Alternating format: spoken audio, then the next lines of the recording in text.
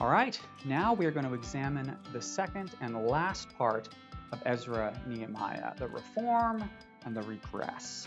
Now, the reform, told in Nehemiah 7 to 12, is the high point of the entire book. It is fantastic. Ezra is going to get up on a box, he's going to open up the Torah, he's going to read it to the people, and he's going to do it for like a month. They're just going to be super saturated in Torah. And we love that. Take a look in Nehemiah 8.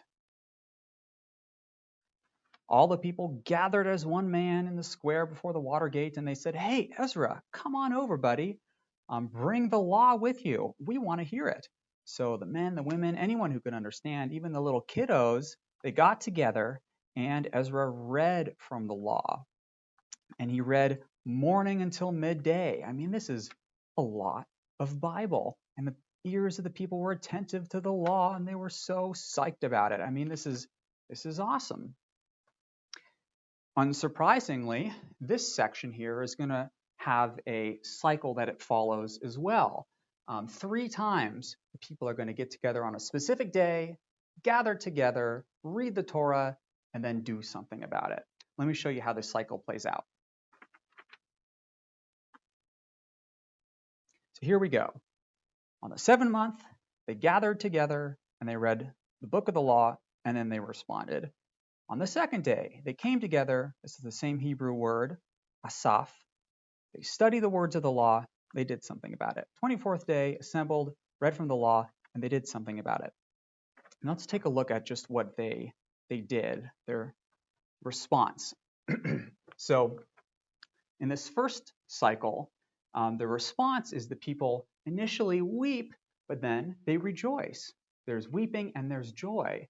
Exactly like there's weeping and joy here in Ezra chapter 3 and then in chapter 6. And then here the people are reading the law and they discover, hey, God commands us to celebrate the Feast of Booths. Maybe we should do that. So they do. Interestingly enough, the Feast of Booths is celebrated also here in Ezra 6. And then finally, in this more lengthy section, this final cycle, they read from the book of the law. There's this beautiful prayer of confession in Nehemiah chapter 9. And then the people, they swear an oath to do these 7 things that they say, we will be obedient, we swear we'll be obedient, we'll do these 7 things. This looks exactly like this second section here, where there's another prayer of confession here in Ezra chapter 9. And then I didn't tell you earlier, there's an oath as well that the people take. Now look at this. There's an oath and then there's a list. Ezra 10 is going to end with a list. Just like here, there is an oath and then a list. I mean, we have these parallels that are being set up for us. And why are they tying these sections together? Because we're pointing back to this new Exodus. It's like the nation is being reborn again. This feels just like Exodus 24, where the people of Israel got God's law from Mount Sinai, and they say, we're going to obey the law. We promise. We swear we're going to do it. But then, after that, comes Nehemiah chapter 13. And welcome to the roller coaster ride that is Nehemiah. And I got it here depicted for you on a little XY axis. So everything, starts out pretty good. The temple's being built, and then there's this kind of funny thing with intermarriage, and the walls are completed. But then here in Nehemiah 8, kaboom, we have this wonderful high point. And then Nehemiah 13 comes crashing down, boom. And that's our Nehemiah 13. It's as if we have here promises made and promises broken. And let me kind of show you how that works out. So, of course, this section is going to follow its own cycle as well, where Nehemiah is going to discover a sin among the people. He's going to confront that sin, and he's going to use a specific Hebrew word. We'll see that word in a second. Then he's going to attempt to correct the sin, and finally he's going to pray, oh my God, remember me. At least I tried. Take a look at this cycle. I'm going to look at it in Nehemiah 13. Such a depressing chapter. So Here is the discovery. So then I discovered, or I found out, sin among the people, so I confronted it, Nehemiah says, and look at this word. The word is rayav, and it's the same exact word used 3 times. He confronted the sin, he corrected it, and then he prayed, oh my God, remember me. And it's going to happen again. In those days I saw, or I discovered sin among the people, so I confronted them for that sin. I attempted to correct the sin, and then he prayed, remember this also in my favor, oh my God. And then the third and final time, in those days I saw, he discovered sin among the people, so he confronted it, rayav. He corrected that sin, or attempted to do so, and finally he prays, oh, remember them, oh my God. And the very last line of the book is, remember me, oh my God, for my good. Now let's look at just what that sin that he confronted is. So first sin, this is terrible. This is really just terrible. So Nehemiah is going to experience all this confrontation, right, when he's building the walls.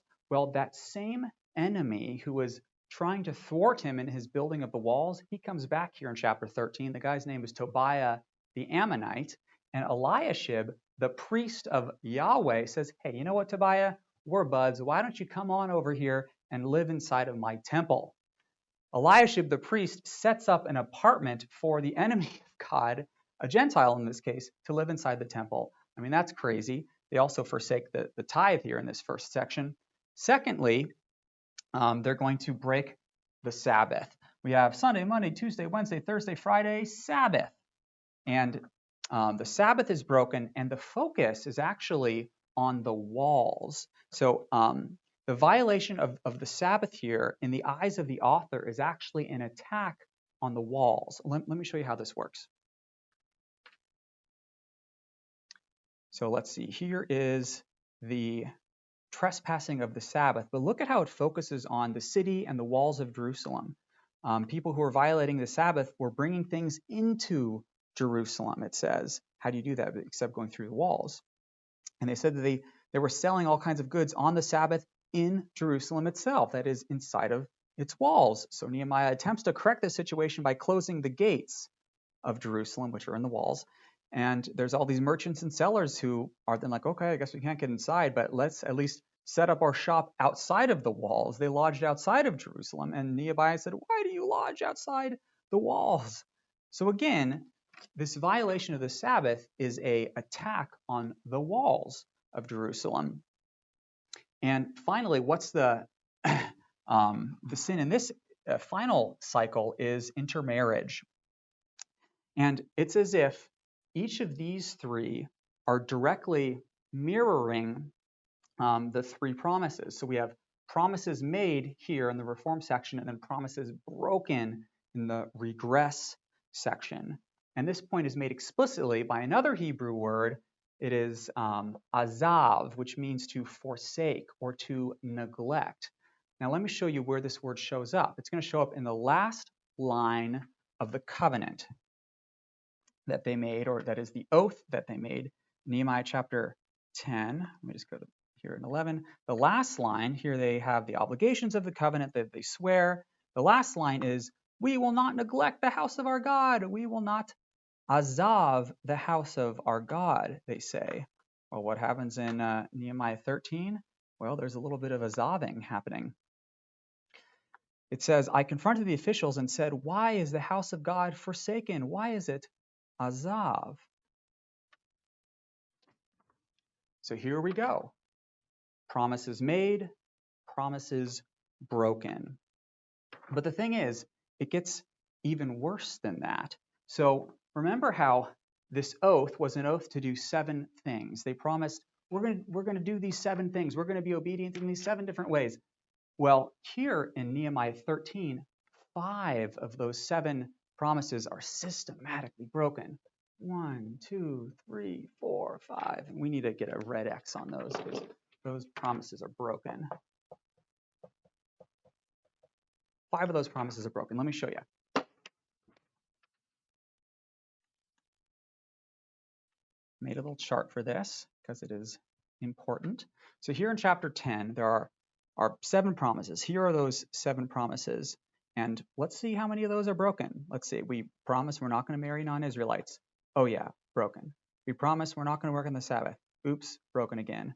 We're always going to provide the wood offering. Didn't do it. We're always going to give our first fruits. Well, not so much. We're always going to give tithes to the Levites. Oops, sorry, we missed that as well. Is this getting exhausting? I mean, it kind of is. Like, if this little bar could go even lower, that's probably where it belongs. Nehemiah 13 is some bad stuff. But again, like, the bar is going to sink even lower. So it's as if the entire macro structure of the entire book of Ezra-Nehemiah is going to anticipate this fall. And let me show you what I mean by this. So the main focus of each of these sections is temple, Torah, walls. What's the main section of each of these, or the main focus of each of these sections? Temple, walls, Torah. The temple is being violated because Tobiah the Ammonite's living inside of it. The walls are being violated because they're breaking the Sabbath on the inside and the outside of the walls. And then finally, what was the big problem in the Torah section? Well, it was intermarriage, and that's what's highlighted here in the last section. So what is this depressing set of parallels teaching us? It's as if all of the great efforts of the post-exilic reformers have come to nothing. All of their rebuilding is being broken down here in chapter 13. And what's more than that,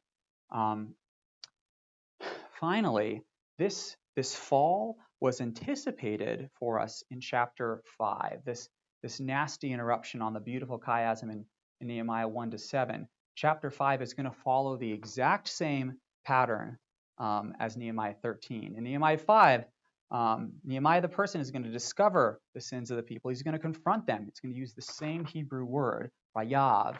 Then Nehemiah is going to correct the problem in that chapter, and he's going to pray at the end, oh my God, please remember me. These people are terrible. So even this, chapter 5, is telling us, along with the rest of this, that Nehemiah is just one big setup for a fall. So why tell a story like Ezra-Nehemiah? Well, we're going to try to answer that question next. Okay, so what is a book like Ezra-Nehemiah doing in our Bible? I mean, on the one hand, God is definitely active in the book. He blessed their return to the land, and he definitely blessed their rebuilding efforts. We saw that, at least with the walls and the temple. But it must be conceded that life on the other side of exile falls far short of the prophetic expectation. You guys, this is the main point of the entire book of Ezra-Nehemiah. God promised Abraham that his descendants would bless all nations, and he promised David an eternal kingdom of peace and prosperity over all nations. And he promised through the prophets that after the return, this kingdom would be given to Israel as well. And the book of Ezra-Nehemiah is then, it's an invitation. It is an invitation to compare the promises of the prophets with the reality of the post-exile experience. So let's do that. Let's compare what the prophets say to what happened in the book of Ezra-Nehemiah. Specifically, I want to look at 4 different areas, prophecies which predict a return, and this, and this, and this. Different experiences, realities that will take place in Israel alongside their return. So I want to look at 4 different areas. First, this matter of them being slaves. Now, in the 2 great prayers in Ezra 9 and Nehemiah 9, they're going to conclude by saying, we are still slaves in the land. But that's not the experience that the prophets promised. In Jeremiah 30, as a matter of fact, it says you will no longer be a slave. The only person who's going to rule over you is going to be a son of David on the throne over all nations. And then Ezekiel 37 is going to contribute that this son of David is going to rule over Israel and Judah put back together again. Let's take a look at that. So first, this prayer in Nehemiah 9, where Nehemiah confesses, we are slaves to this day. You may have brought us back to the land, but behold, we are still slaves. The yield of our fruits and our fields and vineyards, they all go to the king that rules over us. That's not the situation that the prophets promised. Take a look at this in Jeremiah 30. Verse 3, God says, I will restore the fortunes of my people. I will bring them back to the land, and they shall take possession of it. So that's the return promise. But what other promises are attached to that return? Look at verse 8. In that day, I will break his yoke from off your neck. I will burst the bonds, and foreigners will no longer make a servant of him. And this word servant, avad, that's the same word that's used in these prayers here in Ezra 9, Nehemiah 9. They will no longer be a servant. Look at the next verse. Why won't they serve other nations? Because they will serve Yahweh and David, their king, whom I will raise up for them. Now, what does Ezekiel 37 contribute to this conversation? Ezekiel 37:21. It says, I will take the people of Israel from the nations from which they have gone. I will gather them, bring them back to the land. Okay, bring them back. Got it. I will make them one nation in the land, and one king shall rule over them all. They shall no longer be two nations, Israel, Judah. They shall no longer be divided into two kingdoms. Now, is this the case in Ezra-Nehemiah? It's a little subtle, but I would argue no. Look at Ezra 2. Where it says this is a list of all of the returnees that come back from exile, and who composes this list of returnees. Let's see, it says that the people of the promise who came out of the captivity of the exiles whom Nebuchadnezzar, king of Babylon, carried to Babylon. So who are the returned exiles? It's those that Nebuchadnezzar took away. He didn't take away Israel, the northern tribe. That was done in 722 by Assyria. Nebuchadnezzar took away the southern tribe, Judah. So all that's to say that those Jews living back in the land in Ezra and Nehemiah are not Israel and Judah reunified once more. So I said I was going to look at 4 different promises from the prophets, or comparisons between the prophets and life in post-exile. The second one is the return. I just pointed to this list, and it may be 67 verses long and seem like a whole bunch, 42,000, and then add the slaves is 49,000. Ezekiel 39 is going to say, no. This is nothing. This is a drop in the bucket. That's my little pie graph there. It's just a tiny sliver out of the whole pie. Let's look what Ezekiel 39 promises. Ezekiel 39. We're going to spend a lot of time in Ezekiel because it is an awesome book. 39:28. They shall know that I am Yahweh their God, because I sent them into exile among the nations, and I assembled them back in their land. And what does he say? I will leave none of them remaining among the nations anymore. Now, we know from even the book of Esther, there were still Jews among the nations. God promises that's not going to be the case. Someday, everyone will come back. Okay, third comparison. This comparison we've already addressed a little bit, so we can go quicker. It's with the temple, right? It's disappointing, the elders thought. And more importantly, God's presence did not fill that temple. But 2 contemporary prophets during this time, Haggai and Zechariah, they speak about the temple and the glory that it will experience, and more importantly, the fact that God will return to the temple. Let's look at those promises. Haggai 2. So Haggai's going to confess, who among is left who saw the house in its former glory? All you old timers out there who saw Solomon's temple, that was the former glory. How do you see it now? Is it not as nothing in your eyes? Yeah, it's terrible. It's awful. But what's the promise? The prophetic promise here in verse 6. Thus says the Lord, in a little while I will shake heavens and earth. I will shake all nations, and I will fill this house with glory.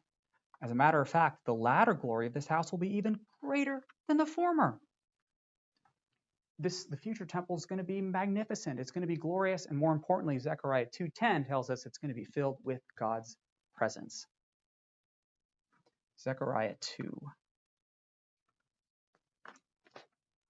Zechariah 2, first in 6 and 7, This is the element of the promise of their return from exile, where it says, up, flee from the land of the north, escape to Zion, return from exile. And then down in verse 10, sing and rejoice, O daughter of Zion, for behold, I come and I will dwell in your midst, declares the Lord. Many nations will join themselves to the Lord in that day, and I will dwell in your midst. You're going to return from exile, and I'm going to return with you, Zechariah promises. Okay. Fourth comparison. Well, we got to take a look at the sin of Israel here in the terrible Nehemiah chapter 13, then anticipated by Nehemiah chapter 5. In Ezekiel 36, it promises new hearts will be given to the people so that they will be obedient to the instruction of Yahweh. And this promise of a new heart and a new spirit is anticipated by Nehemiah in his opening prayer in Nehemiah chapter 1. He's going to quote Deuteronomy 30:1-5. Now, the very next verse, Nehemiah 6, God promises, I will circumcise their hearts, which is another way of saying, I will give them a new heart. Let's take a look at that new heart in Ezekiel 36. I mean, you got to spend a lot of time with the prophets because they're so amazing. Ezekiel 36, I want to start in verse 24. And we're going to start with a return promise. I will take you from the nations and gather you from all the countries and bring you to your own land. But what else am I going to do? I'm going to sprinkle clean water on you. I will cleanse you. I will give you a new heart and a new spirit. And I will remove from you the heart of stone and give you a heart of flesh. I'll put my spirit in you, cause you to walk in my statutes, and be careful to obey my rules. You will dwell in the land. Here we're returning to the land promise, and you will be my people. Isn't this amazing? So here's the stony heart, but one day that heart is going to be a heart of flesh. That's what the prophets promise and what they anticipate. And Tim Mackey is a wonderful scholar who I've learned so much from, and look how he summarizes the book of Ezra-Nehemiah. Here it is, this quote. Nehemiah is not being offered as a model for successful leadership. I mean, we've heard that preached pretty often, right?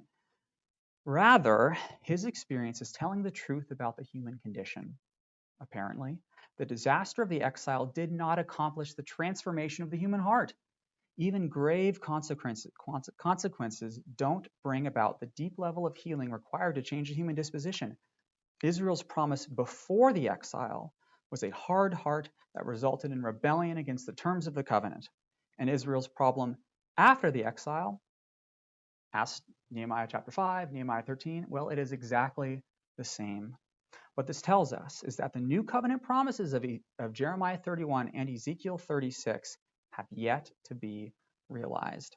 And that even though the Israelites are back in their ancestral land, they are still in exile, spiritually speaking. The book of Ezra-Nehemiah points beyond itself. It's going to point way beyond itself. And it's going to say, this is not it. We're not, the kingdom has not come. You have to look beyond. Look out into the future where the prophets promise that one day, yes, the son of David will rule on a throne over all nations and over Israel and Judah together. Yes, Israel will be given a new heart and they will be fully obedient to God from the heart. Yes, God's presence is going to return, and along with all the rest of the exiles. While Israel may have returned physically from the land, they require another exodus. They require an exodus from slavery to sin.